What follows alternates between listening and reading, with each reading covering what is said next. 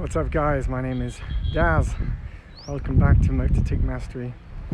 I'm in Hampi right now in India, and I'm just experiencing this extraordinary place.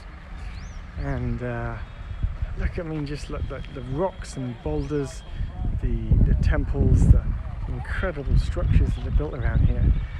Moving back over here as well, right? They've been around for thousands of years. I think the scientists and the historians like to say hundreds of years, but when you look at the majestic nature of this stuff, it blows me away. Anyway, this is a little update. I thought I'd share a few comments today about the ego and the different movements of the ego, because as we know,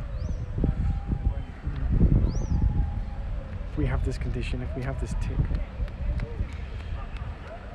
ego is another word for, let's say, mind, but it's the collection of all the stories and all the patterns and all the things that we've held on to and created our personality, our mind, our ego over the course of our life.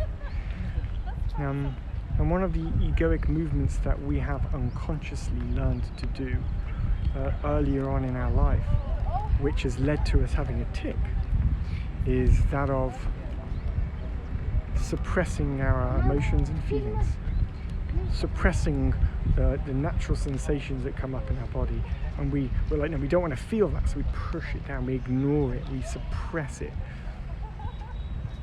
And it's a good reminder, as soon as I flipped the switch and just started feeling stuff instead of suppressing stuff, using the mind to control myself, right? Once I started becoming aware and allowing things to flow, then, right, only then did my tic start subsiding.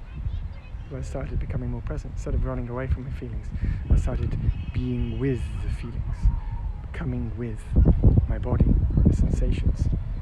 The tic is this physical movement that's constantly happening throughout each day of your life, right? For me, it was thousands of times every day.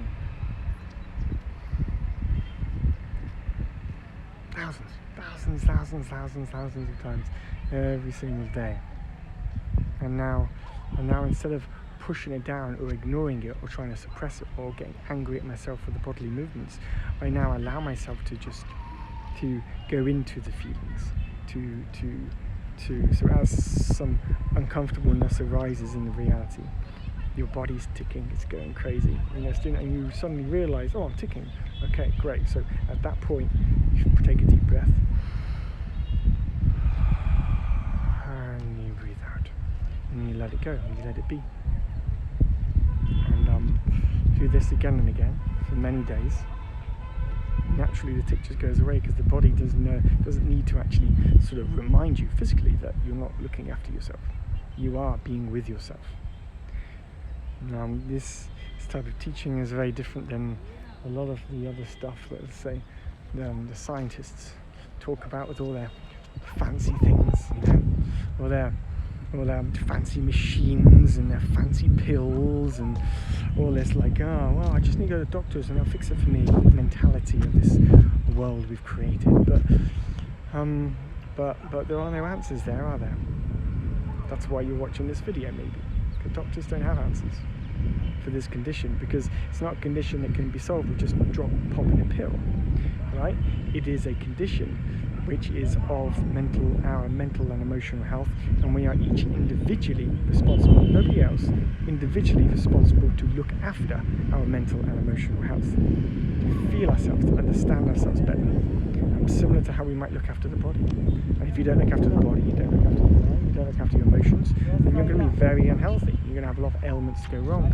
The tic is like an early sign that something isn't quite right, and it's beautiful that your body is crying out for attention, so beautifully showing you so. The body's moving. It's like, look at me. So you look at the body because the body's moving. You're like, okay, something's wrong here. What's going on? I'm going to really start tuning into my body now. I'm going to start feeling into the sensations of my body. I'm going to start bringing myself back, bringing myself back into the body. because many of us are just like in our minds constantly chitter chatter, constantly on, you know, always thinking, always planning, always worrying about the past, always thinking about the future. It's like non-freaking stop. So what we do is we learn to quiet the mind, we learn to still the mind, we learn to be in ourselves. And as you're listening to this, I'll tell you what, you're listening to this, maybe you're listening to the words, but there's more going on than just words. It's not just words that you're hearing, is it? It's sensations, it's feelings, it's a roller coaster of experiencing as you're going through this journey with me for the last 5 minutes, right? Because words just connect with us at the level of the mind, but we are more than just the mind. Your awareness, your presence can be in the body, and in the body, mind, no matter, all you do is you feel, and you're present, and you're still, and you're relaxed, and you're peaceful. So it's just blowing me away, this incredible place. Look at these ruins. I mean, what's going on here? This is Hampi in India, right? These huge big boulders, huge big like rocks everywhere, like they look like they've been placed by some sort of giant beings or aliens. I say these things jokingly, but also a little bit seriously, because, you know, seriously, how the freaking hell did that big rock get there, you know? And also the rocks, there's just like these beautiful balanced rocks, like on top of each other, like big giants have played like, you know, stacking things up to see how high they can get the rocks. It's really funny. Anyway, I'm toying. What's important is we stop this tick and we keep listening and learning and slowing down and learning to be at peace with ourselves, learning to catch the overactive racing mind, and the more we learn to take better care of our mental and emotional health, the more our life improves exponentially. Like just stopping the tick might be a pain, and it might be like, I just want to stop the tick, but looking after your mental and emotional health improves like everything about your freaking life. It's also good to remember, guys, you know, everything about your life. I personally have used the tick in order to embark upon a journey of going inwards into myself.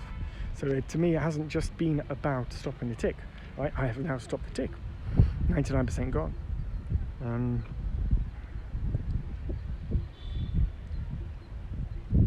Yes, 99% gone, which is really beautiful.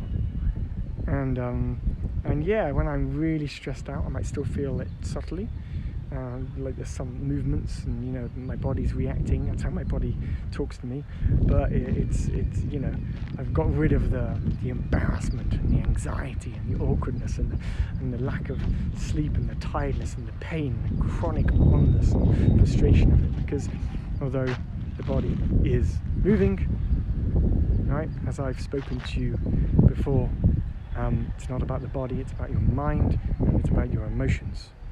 You figure out that part of it, the mind and the emotions, and to connect to those, still mind, feel the emotions, everything becomes quieter, everything becomes more relaxed, everything becomes more peaceful, and your life explodes with joy and bliss, serenity, all this incredibleness and all this goodness.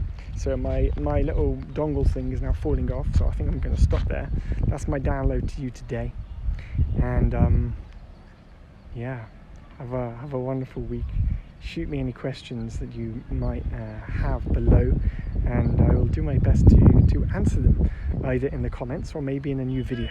So take it easy, easy. Maybe somebody called Eve is going to be watching this, who knows. Anyway, ciao, lots of love, bye bye.